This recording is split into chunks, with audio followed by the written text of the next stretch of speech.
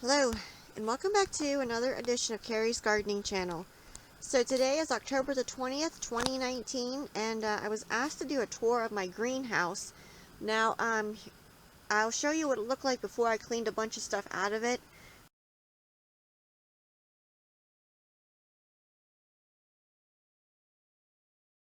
And I'll explain why I cleaned it out. So, we started getting nights like down to 32 degrees. One morning it was like 28 degrees. And with everything that I had in the greenhouse, I couldn't get any airflow. And I did turn the fan off because of doing the video. You wouldn't be able to hear me. So I had a whole bunch of straw flowers in here. I was trying an experiment with them, and I had to take a lot of them out and get rid of a lot of them because I just couldn't get any airflow going. And with the moisture that we were getting for the condensation, it was dripping on the foliage and was starting to cause some issues with Bortress blight, and that's a necessity to get that under control and to get the conditions less favorable for it. So I just started cutting stuff down, and as I started cutting stuff down and taking stuff out, I noticed when I had the fan on, the air could flow. So I still am working on getting stuff cleaned up, but few things that I did learn. I'm keeping my soil drier now, and I only water my stuff in the morning. And what that'll do is that will allow the greenhouse to dry out more before it gets closed up at night. And we also are keeping the vents open at night to allow some fresh air to come in. So I already did do an air exchange on this once today, and I have the doors open on it. It was 60, I think it was 66 degrees when I came out, and when I did the air exchange, it took it down to about 55 degrees. So I'm gardening in Pennsylvania in zone 5B, and I did turn the heat off when I did the air exchange on it, because I'm going to be letting the doors open. The sun's coming out sometimes, so I don't want to heat it up too much in here, and I want to get this excess moisture off of here. So I'm going to be turning the fan back on then, and getting the stuff dried off, because the last thing that you want when it has this kind of moisture on it is for it to be dropping on your plants. The foliage won't dry, and you'll just have a big mess.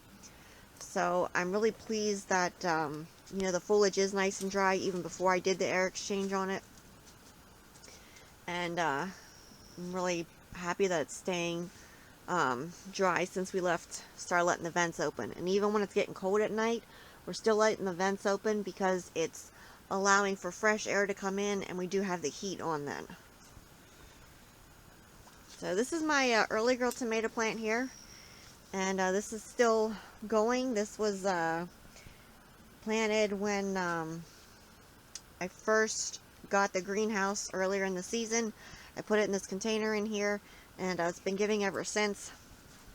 Now this little thing down here is my sensor that I have one in the house that this one talks to, and it tells me what the temperature is in the greenhouse, which is really nice for at night, because we had some pretty bad storms go through with wind, and not being able to see the temperature in the greenhouse without coming out was an issue. So we got one of these things where it tells me the temperature from the greenhouse, and it tells me it in the house, so I can monitor it more.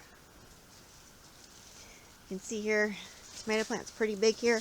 Now technically I don't need my jacket in the greenhouse, but it is cold outside, so I'm just wearing my jacket. So you can see here's the early girl tomatoes still hanging on here. And I did harvest a bunch of these off. I do have a few that are starting to turn, and I am going to be refeeding this particular plant here. Now this right here, these jugs of water are solar heat, and they're filled up with just regular water, and the sun, when it comes out, it heats them up during the day, and then it helps to keep the greenhouse warmer at night. Now you don't want to put these on the floor because what it can do is actually do the opposite, and they'll cool down and it'll make it cold. So we don't want to do that. This here is my silver drop eucalyptus, one of them. See, it's growing here. And I did do some videos on my channel of this right here. And this is my oregano here. This is my Greek oregano. My lovage. Now I did just water this because my soil was really dry on it. And I wanted to go ahead and give it some water. Back here's some more eucalyptus plants. Here's a crazy edible sweet potato vine that's growing from the containers in here. Now this down here is my basil, and this is the Mamalo basil here, and this over here is the Genevieve's basil. And these are something new that I'm trying this year. Really like a nice basil flavor, so I decided to start some of these in the greenhouse. And I'm working on a tropical hibiscus cutting. My hibiscus bush accidentally got broken from walking by it. It got caught and broke a piece off of it, so I'm trying to root some cuttings.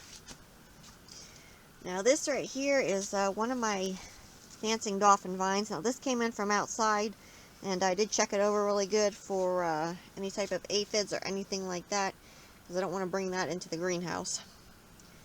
And these here are my bok choys, and I'm going to be transplanting these into their containers so I can grow them throughout the winter time in the greenhouse.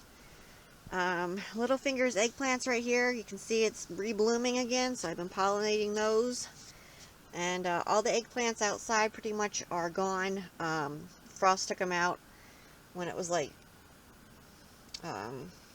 20 some degrees the one day, so they're all done for out there. This one right here is the Rosa Bianca. You can see it's growing back out here, and it does still have an eggplant hanging on back here.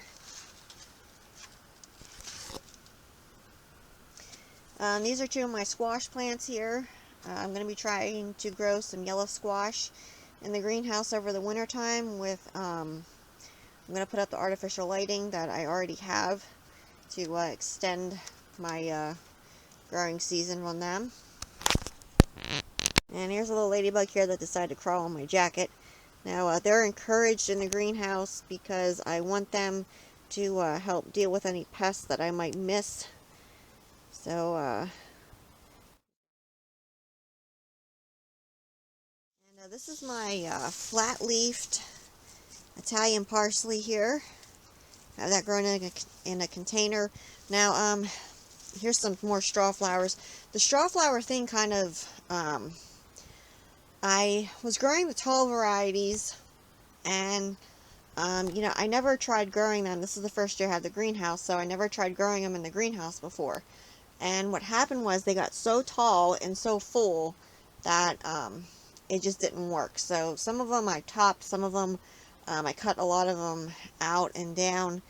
Some of them are so close to blooming, I'm just going to let them bloom and then figure out what I'm going to do with them, because I'm going to be moving different stuff around then. So this one right here is my pink tongue eggplant. It does have a blossom on it back here, and this one here is still trying to give. It's regrowing back out, so I haven't decided if I want to top it yet and just let it grow out more into a bush or what. I know right now the straw flowers are giving it some competition. And here you can see some of the straw flowers right here.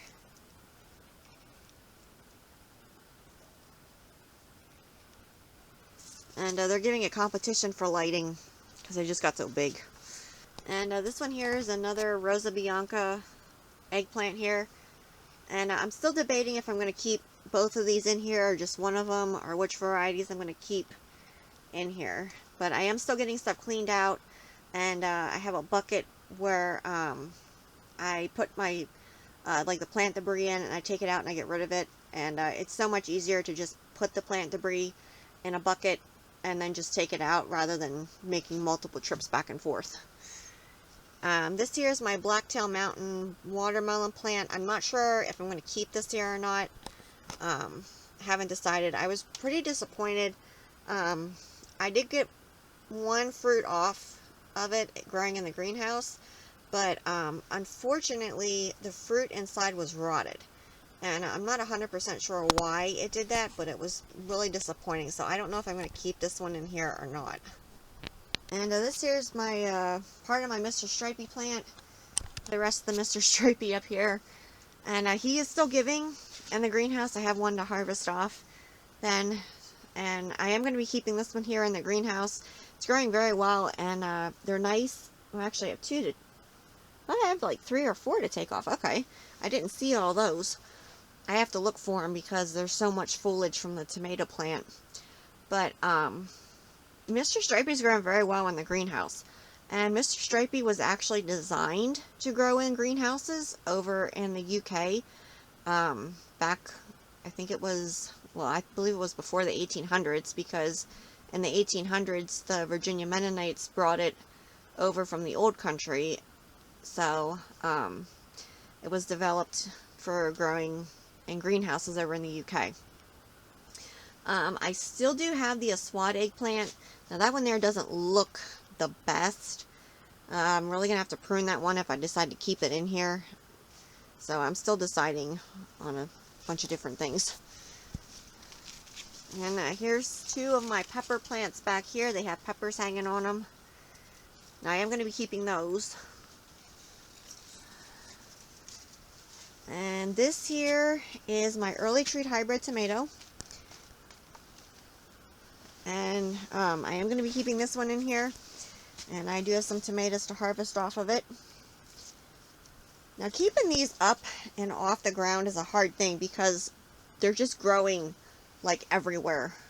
And it's kind of hard to keep them in check. This is one of my cucumber plants here. They are still giving cucumbers. And here's my tropical hibiscus bush. And this one here is going to bloom. I brought these in because of the cold weather that they were calling for. So all of my house plants and stuff that were outside are in the greenhouse. And one of my fuchsias is hanging up here. I'm going to be overwintering this one here in the greenhouse. So this is the first time I've ever overwintered one in the greenhouse. So what I'm noticing is they're not going into shock like they did when I took them inside. I mean, it has like a little bit of these leaves here, but nothing like when I took them inside in the house. So the best way I could get them to survive in the house was to use my lights and put them under my lights.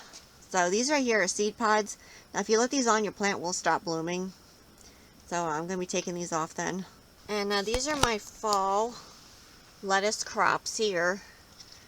I just transplanted these a few days ago. So this is what we're going to be eating hopefully over the winter time. And I'm going to put up the artificial lighting so that they grow well for us. I still have the bok choy and stuff to transplant, and I've been working a lot on getting containers cleaned up and getting them all sterilized so I can start planting my stuff into them. So this is my original Christmas cactus here, and I took this one here out to the greenhouse. This one here is our Martha Washington geranium. Is going to be spending the winter in the greenhouse here. Now some of the stuff I had to put on the floor because I just didn't have any room for it up top yet. And this is still my original cucumber plants from May, and they're getting pretty tired, but you can see here they still have cucumbers coming on them. So I'm gonna keep them going. They're gonna keep giving. I'm gonna keep them going and go from there. Now this is my crepe speedia plant here, and these plants here, the best flowers I've gotten off of these and the most flowers is growing them in the greenhouse. They really don't seem to like the Pennsylvania climate outside where it gets cooler.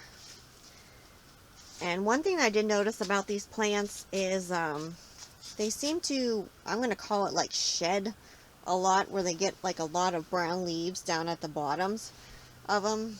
So that's not something I'm too crazy about, but I love the blooms of them. Let's see right here. Oops, hold on here. There we go.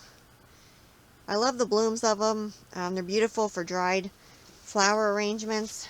So I am going to keep them. So this is another early girl tomato here. Now this one here is a smaller plant because I had a piece break off of my big plant and I rooted it, and it started growing for me. And you can see little tomatoes. Now I have already gotten tomatoes off of this, and I have more coming. Now this right here got broke this morning because from going in back and forth, it got caught on my jacket and it kind of broke it, but I have had them continue to grow that way. So I'll see what it does. So this down here is my looking glass begonia here. And this one here is inside. It's pretty big. It's really hard to kind of find a spot for it or move it. And there's our thermostat there. I have the heat turned off. This is my zucchini plant here. Let's see what else. And under here are some more fuchsias, some more begonias. My 1 poinsettia is back there. Some spider plants. There's an African violet. A calabracho. My one garden dish is under here. And you can see here's another sort of foliage hanging basket. Has spider plants in it, wandering Jews. There's a purple heart plant in there somewhere with it. And I have some more fuchsias over there. And they're just blooming. And here's more of my eucalyptus trees here. I have some lavender in here. My sage plant is back there. I'm probably going to have to move that because my straw flowers are crowding that out. But I have sweet potato vines here. Now these are edible sweet potatoes. And these do have sweet potatoes on them. And here's some more here.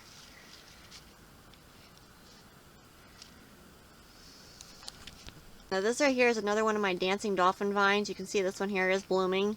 And I hung this one here up in the greenhouse here. Now this one here is on the heated side.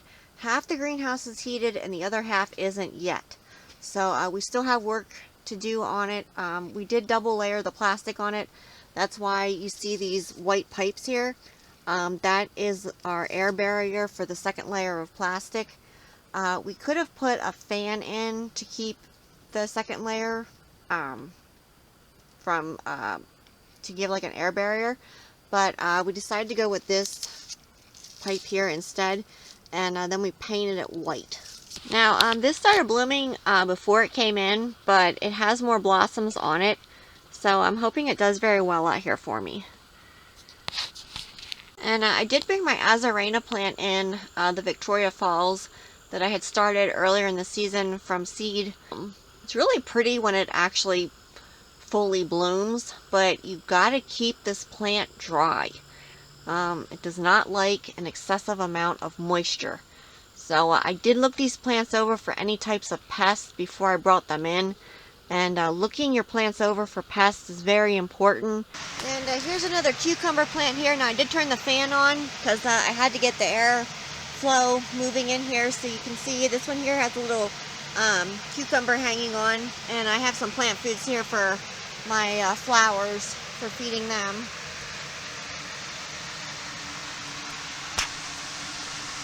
And back here's another eucalyptus tree, and these are all silver drop eucalyptuses. I did just get the lemon scented gum tree, which is also a eucalyptus tree.